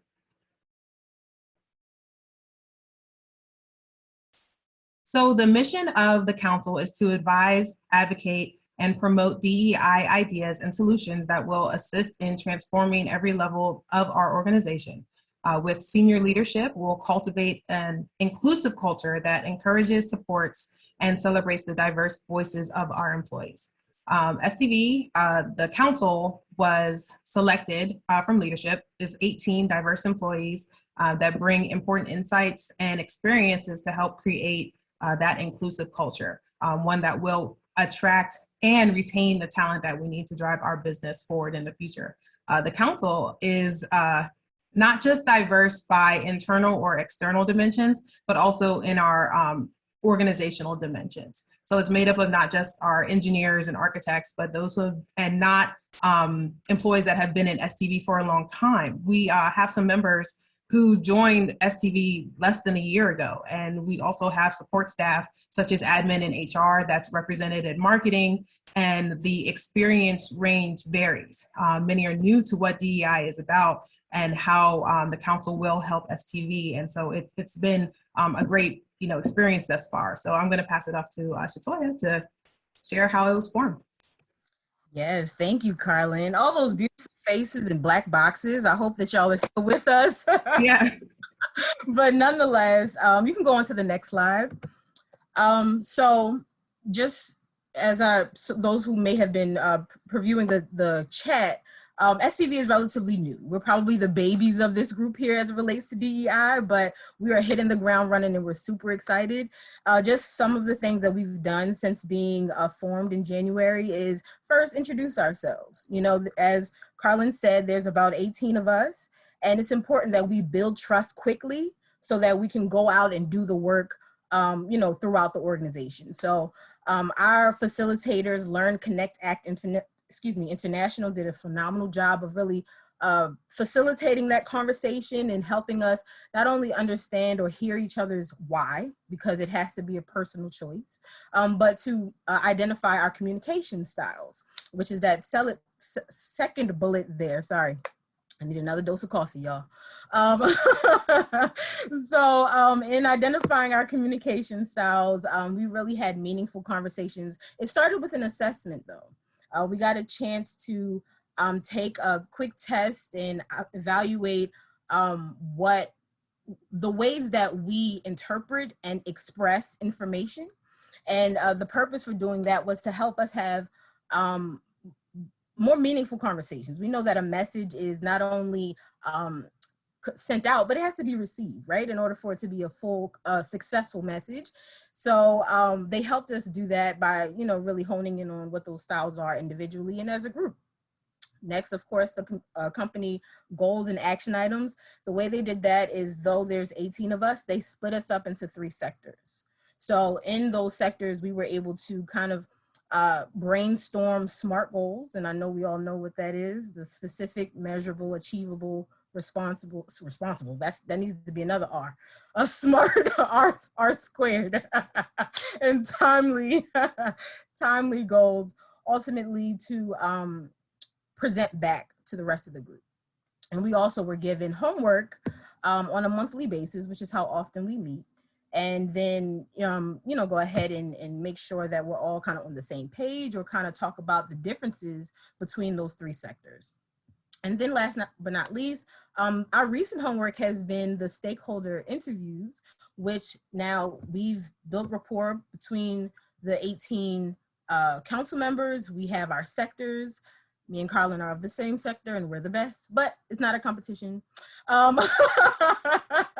We went out and we were assigned different business units within the organization. So that gave us a chance to kind of identify some key players as it relates to the organization and kind of get a feel for what they think, what concerns they have, and just really get a good idea of their perspective, kind of take the temperature of those business units so that we can come back and collaborate within the council. You can go ahead and go to the next slide. Awesome.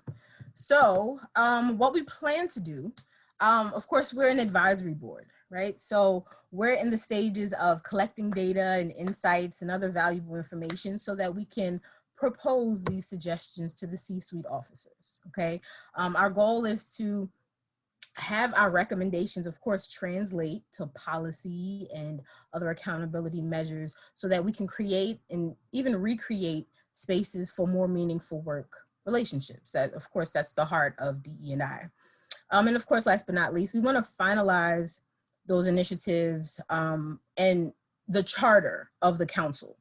Again, we are the first round of the council, so we're laying the foundation, we're laying the groundwork here. And that includes even making the charter, what the roles look like, the responsibilities within the charter, how long we'll serve, and what that transition process will look like. So I'm really excited about this presentation. I'm looking forward to connecting with each of you because I want to pick all of your brains. So you can go to the next slide. Awesome. So just some things that we've been considering, because as I mentioned, we are in the early stages. Human resources is a huge partner with the DEI Council. And they've kind of shared with us some things that they've been considering and whether it makes sense, but they asked for input from the DEI Council a lot. Both human resources and corporate communications, I would say, has a very tight-knit relationship. And just some of those initiatives are, of course, based around talent acquisition. There has been, I think we all can agree that it's incredibly beneficial for leaders and employees to have representation and to have that connection to know what opportunities are out there. And that comes with partnership, so there's been talk about having those minority associations and alumni at schools for career fairs, but it's not limited to that. Of course, just making sure that we're nurturing those relationships with the HBCUs and with the colleges that are really, taking care of minorities and women in the AEC industry.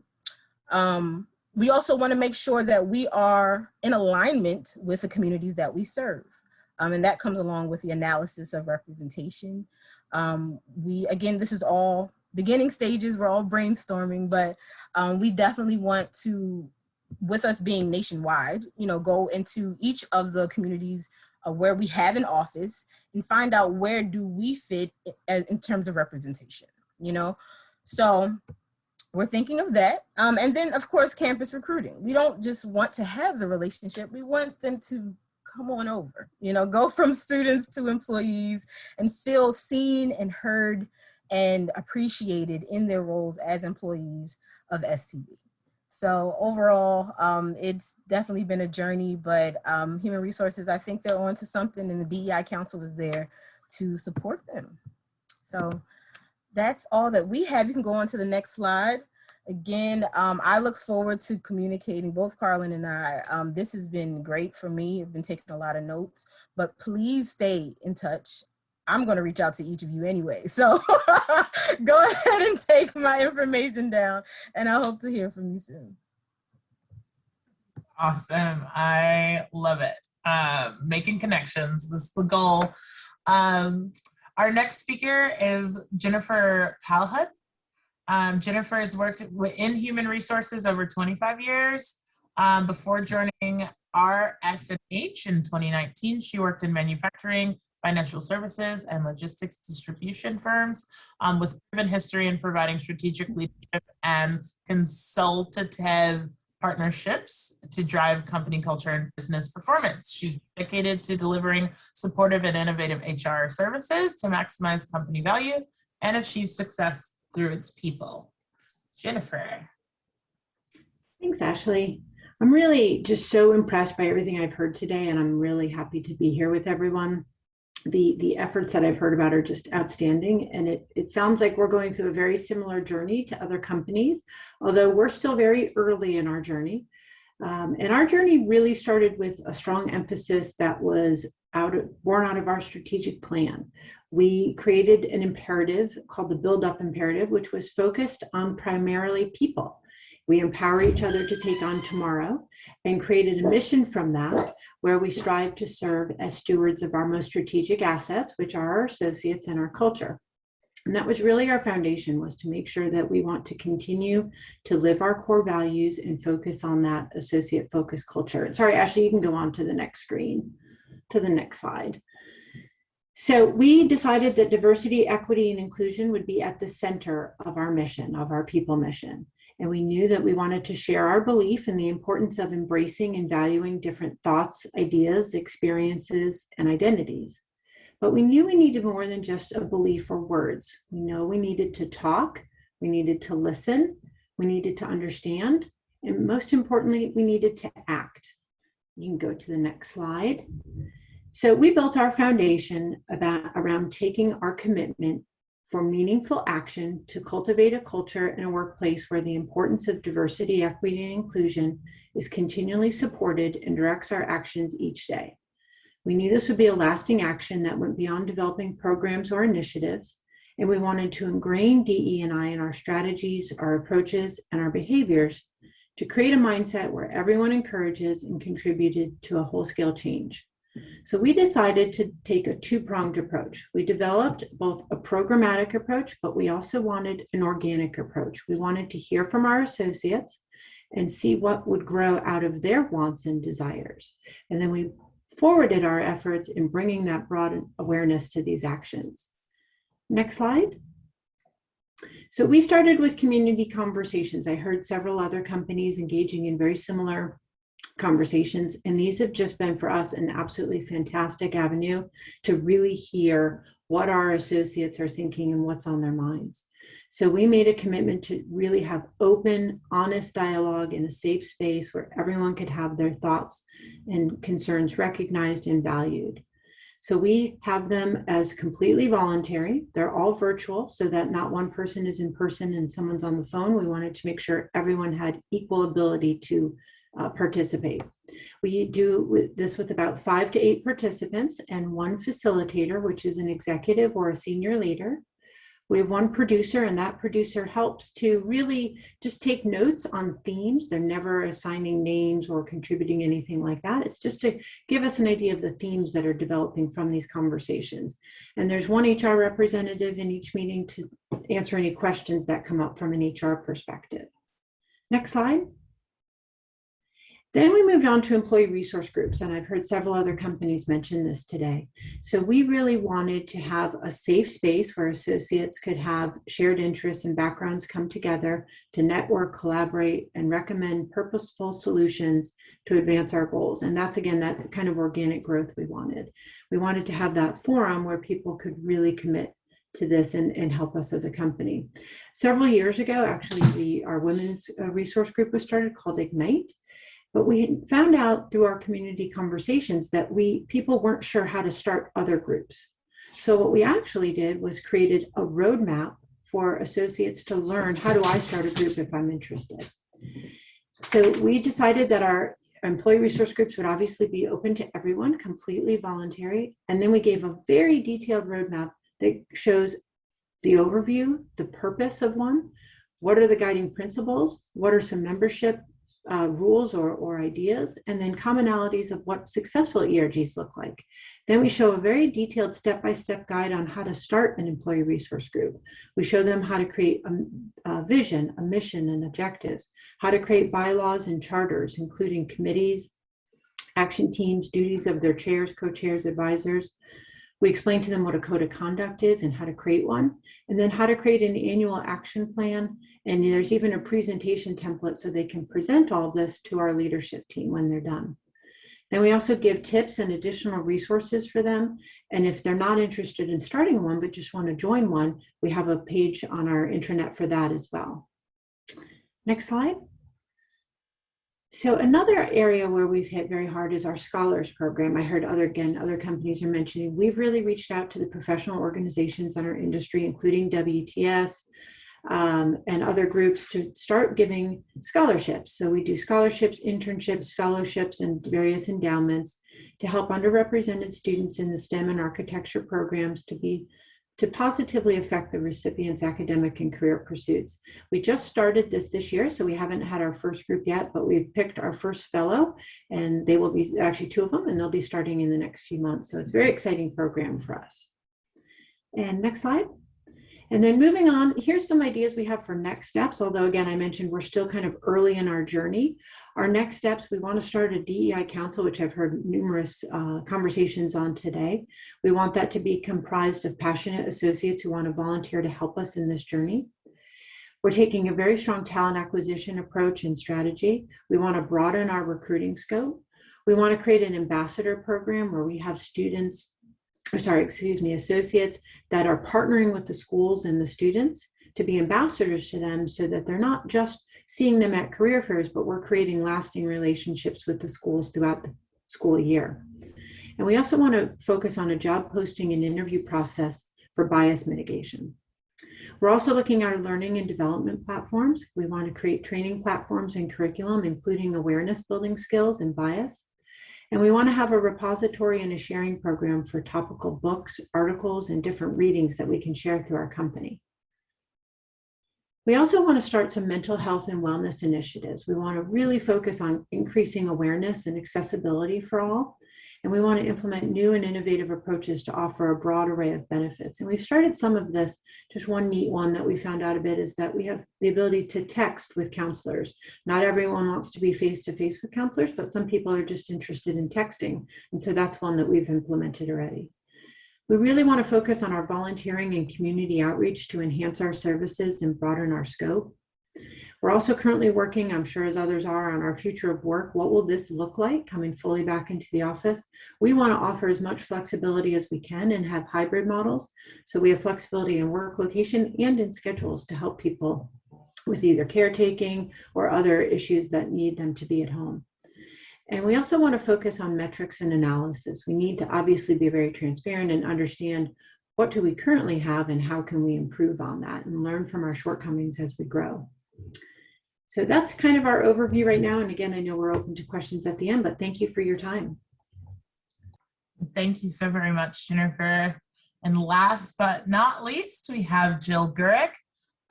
Jill is Adkins National Planning Practice Director and is based in Raleigh.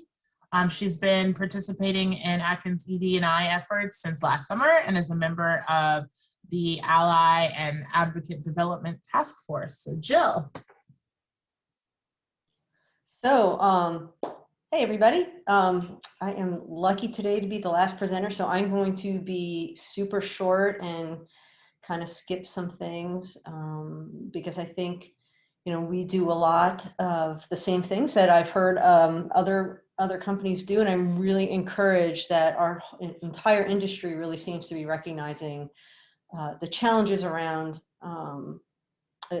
equity and diversity and inclusion, and are actually doing a lot more active things to help with that. So I'll focus on just three things. One of the things we did with the murder of George Floyd was start a more focused employee resource group called STAND for our Black and African American employees.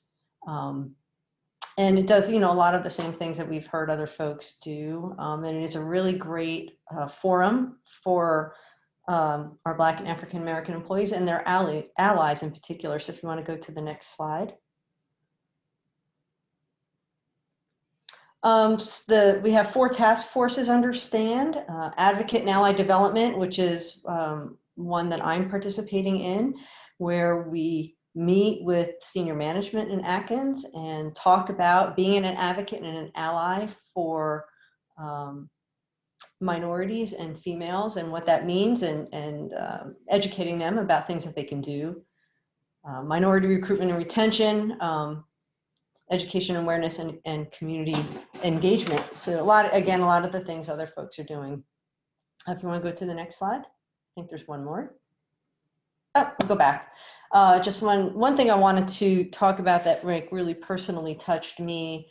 One of the event forums that we have is called Courageous Conversations, and we had a few. One of where our employees share personal stories of their choice, often about discrimination that they've experienced in their life, what it means to them, or what it means to members of their family who have, experienced times when there isn't inclusion.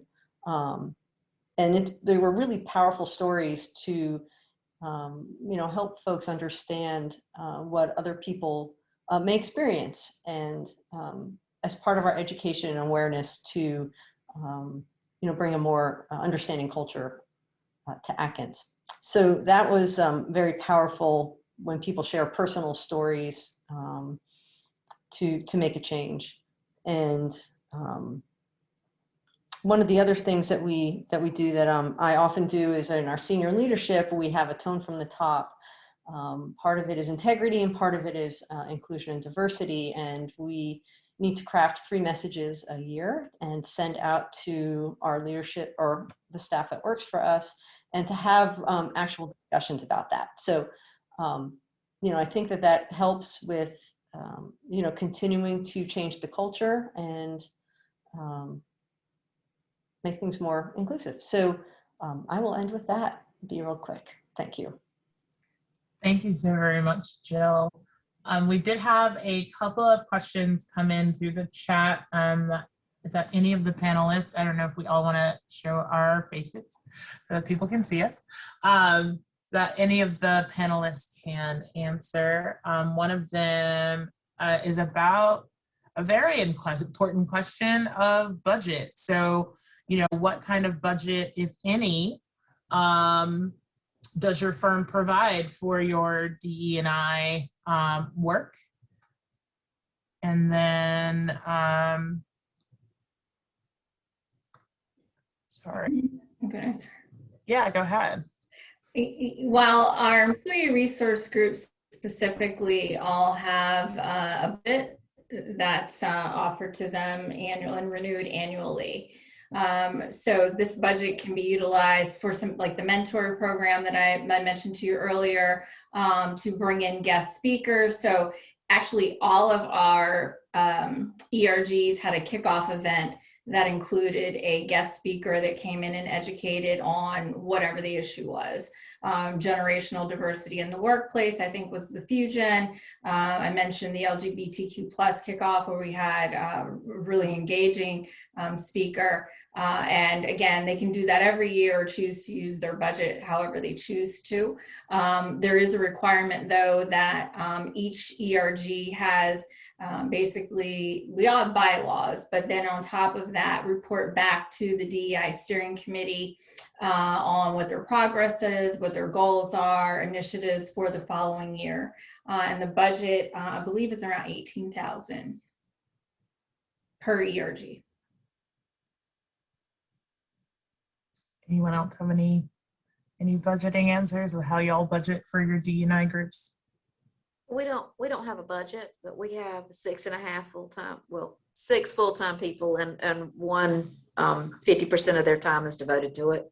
So whatever that salary is, most of our work is done by volunteers because they all have a day job, you know, except for those 6.5 people that their total job is focused on advancing equality, diversity, and inclusion. Great. And piggyback off of that one was, are your committees by region or by office? Some combination of the two? Our committees are structured by, they're national, but then there are ambassadors in each region or office. Some of our regions, frankly, are a bit more densely populated than others. Gannett Fleming's headquartered in Pennsylvania, which is a pretty heavy concentration of offices on the East Coast. Becomes a little thinner as we go out west. But we have ambassadors for all of the ERGs that are positioned in offices. That, and some of the programs or events that they put on are regionally focused, right, as well. And I love this question. I just, so we can end on this one. What is the most important piece of advice you might give an organization who's in the early stages of creating their DE&I presence and agenda, looking for ways to revitalize their existing DE&I agenda? And Abe, I don't know if you're still here and want to read what you wrote as an answer. Like, I think he had to jump off. What he wrote. What was that? He had to jump off. Okay, that's fine. He said, make sure you're 100% in sync with your CEO, board, owner supports, and wants, and you need to be clear on what is desired. What is the desired change? This should be reflected in your corporate strategy. But what are some other words of advice that you would give? Just Deborah. to add, I think it's critical that you listen to your people. Instead of assuming you know what type of programs the associates or employees in your groups want. I think it's critical to listen. Deborah. So just from what we started, don't be afraid to start small, because sometimes we want to have, like, you guys these big plans and we're afraid to, like, get everything, basically remove the Band-Aid and then just go ahead and start, even if it's with 2 or 3 people. Don't be afraid to start small, have a target of what you're doing, and direct your activities based on the target that you, on your goals, on your pillars. If you want to be able to recruit and retain all these things, make sure that you don't lose focus of the activity, and get as much support from leadership as you need to, because you'll be surprised. There are many people that want to help, but if you don't raise your voice and don't ask for help, you'll never know. Sometimes these are like a few things that we have done and we've seen great success. So thank you. And Glinda, we'll end with you. Oh, I just wanted to say, set some goals and then hold yourself accountable to those goals, because that's the way that you will know that you've made progress and you don't get discouraged. And recruit volunteers. You would be surprised how many people won't volunteer if you just put the word out there. But if you pick up the phone and you call somebody and say, hey, I really need your help. Do you mind helping me with this? You'd be surprised at how many people you can get to volunteer to help with those kind of activities. So those would be my words of advice. That's great. Well, thank you so very much, everyone, again, for tuning in. And for listening, I hope you've been taking notes. I know I've been taking notes. As I lead ED&I for our East region at AECOM. So definitely a lot of great ideas, and I'm super excited to try to implement a couple of those. We did want to share that if you've heard something that you like or you particularly love your company's initiatives, there is a Freelon, Phil Freelon Award by the Raleigh Chamber of Commerce that you can nominate folks that are particularly doing great work in advancing diversity, equity, and inclusion work. So please, Ava's gonna drop it in the chat, the link to this award. So please consider nominating someone to continue advancing great work. Again, thank you so much, panelists. Thank you so much to our partners, and thank you so much to the attendees. If you have any questions, feel free to reach out to anyone you heard. And we can provide their contact as well. So thank you so very much, and have a great evening. Bye. Bye, everyone. Thank you, Ashley. Bye. Thanks, everyone. Eva. Bye, everyone. Thanks. Bye.